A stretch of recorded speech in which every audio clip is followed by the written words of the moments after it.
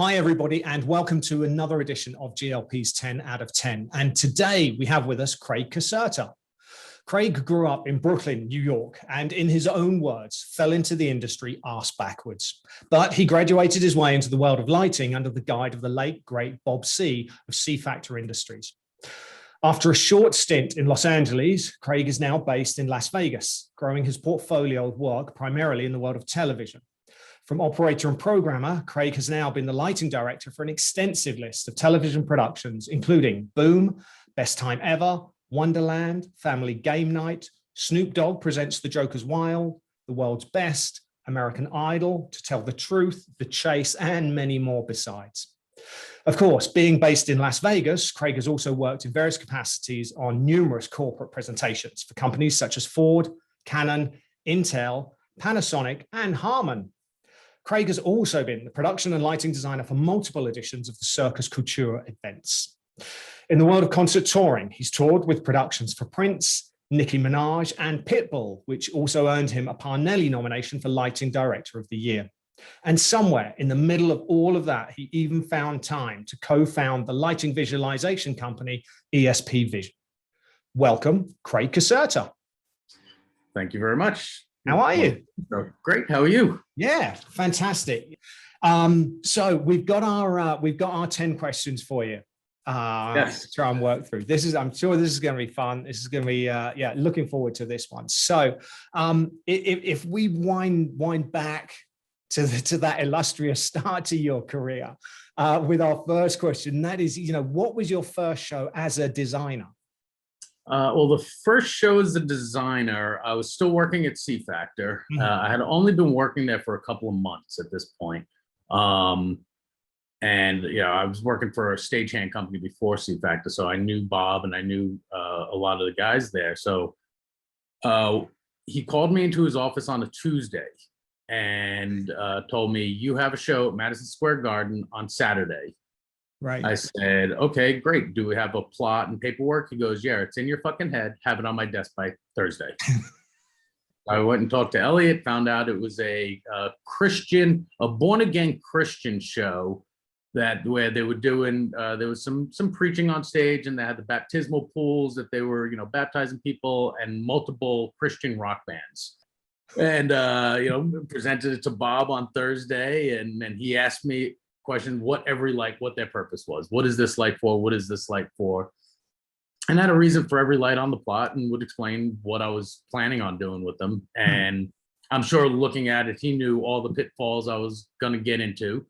Right. But he said, "Okay, great. Come see me on Monday."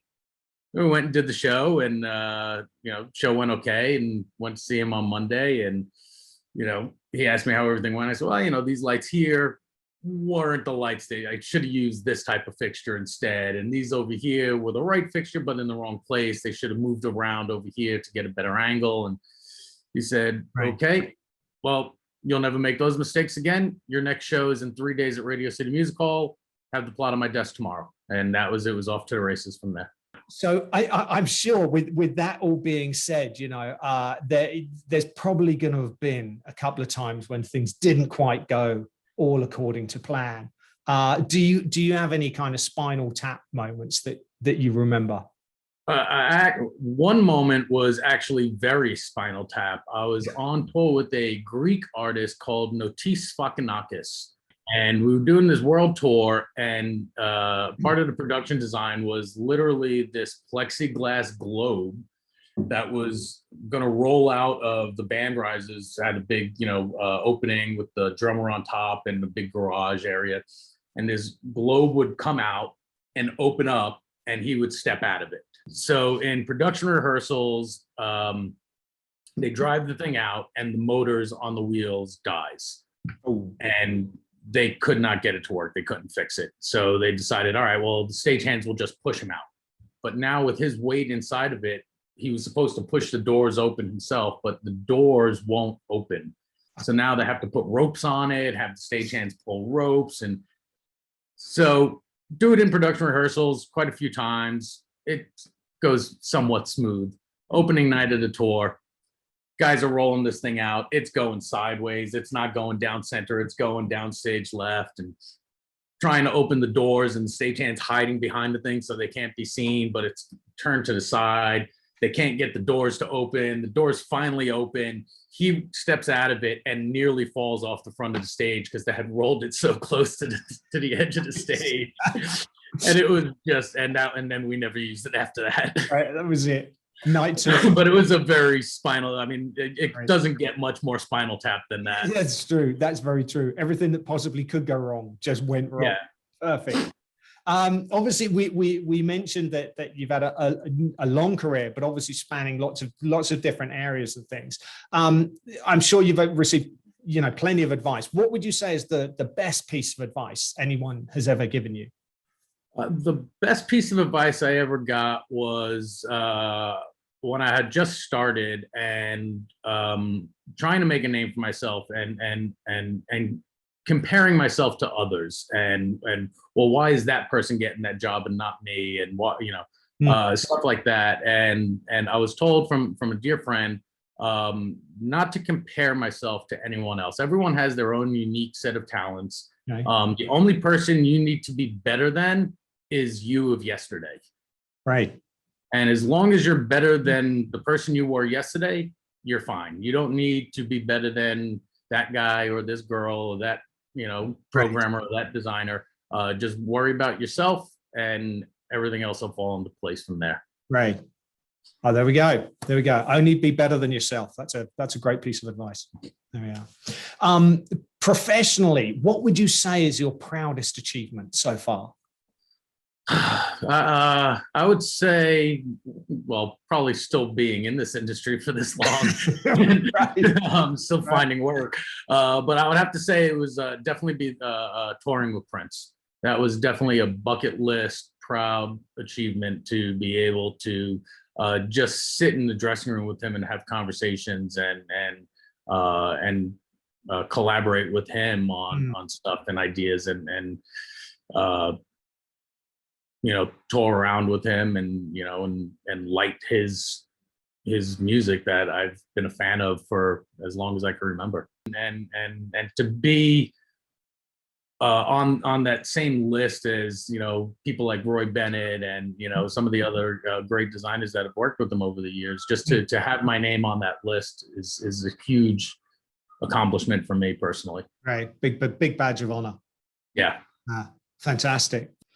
Obviously when you're away doing any show, but I guess obviously some of the TV stuff, you're away from home for extended periods of time. But when you get home, what do you normally do in your downtime? In my downtime, I like to do projects. I like to do projects around the house. Anything that I'm building or creating something, whether it's remodeling a room or building a treehouse for my son in the backyard. I just like to create stuff. So even when I'm not working, I still need a creative outlet. And, and most of the projects I do, my son will help me. He's 9 now. So, it's a good thing for, bonding for me and him to just do these projects and get him used to using tools and learn how to use them and be safe using them and let him start to be creative of, oh, well, let's paint this color and, right. And have his input on some of it as well, just so, get him to be creative. Yeah. That's mostly what I do in my downtime is just, hang out with the family and projects around the house. Right. Totally switch off from work. Yeah. Yeah. Okay, so we know you've been around the world, you've traveled lots of different places and everything. Would you say that you've got any one particular favorite venue that you enjoy? I actually have 2, and they were both been mentioned already: Madison Square Garden and Radio City Music Hall. Okay. For multiple reasons. One, they remind me of home. 2, I grew up in those 2 venues, did a lot of shows there in my early career. The crew at both of them are phenomenal. Right. And the amount of talent and shows that have gone through those buildings and through those walls is astounding. And anytime I'm doing a show at either one of those venues, I know I have no worries. Everything is going to be right. Everything's going to go fine because the crew is amazing. The building's phenomenal. and they're just iconic venues, and they're part of my childhood. So yeah, those two definitely have to be my favorite venues out of everywhere in the world. Fantastic. And they are, as you say, iconic venues. They really are. Okay, moving on to our next question. Obviously, there's been lots of lockdown time where just we know everybody's found different projects. Now, if you weren't building tree houses or redoing reclaimed wood on the walls, and musically, if you could only have one album or one artist with you to kind of keep you company through an extended period, who or what would that be? I gave it a lot of thought, and I actually have the album here, and it's actually the Peter Moss On the Shoreline album. Look at that. I would take with me, because it's a brilliant album, and he's such a lovely man. I love working with him, and so I bought his album and listened to it, and it's amazing, and that's the album I would take with me. There we go. That's absolutely phenomenal. Now, if you were able to spin back in time and go and visit the teenage Craig and offer one piece of advice, what would that be? I think the only advice I would give a teenage version of me is treat your body better. Don't jump off the back of the truck. You don't need to lift that case by yourself, because now as I'm older and the back pains and the knees and the it's all coming back now, and it's which didn't bother me then, it's all finally hitting me now, and like, oh man, my lower back, I really shouldn't have lifted all those cases by myself, and my knees, I shouldn't have jumped off of so many stages over the years. And so I would definitely treat your body better. You only get one. And it might not hurt you today, but 10, 20 years down the road, you're going to feel it. It'll come and get you. Yeah. Great. There we go. Perfect advice.